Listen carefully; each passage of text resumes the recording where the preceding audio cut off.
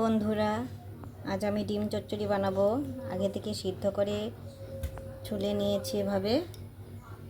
এখানে এতে নুন দিয়ে দিলাম, দিয়ে দেবো হলুদ। এখন এটা ডিমটাকে ভেজে নেব। এখন ডিমটা ভেজে নেব।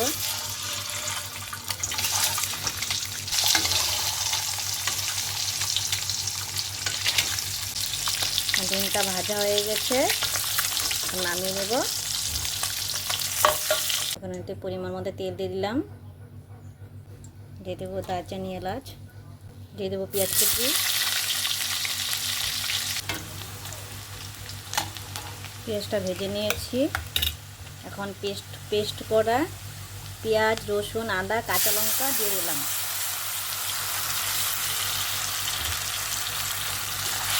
দিয়ে দেবো পরিমাণ মতো নুন,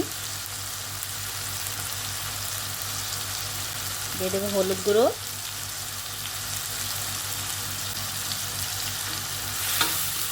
সমস্ত নাড়াচাড়া করে দেবো। আদা কাঁচা রসুন গন্ধটা চলে যাবে।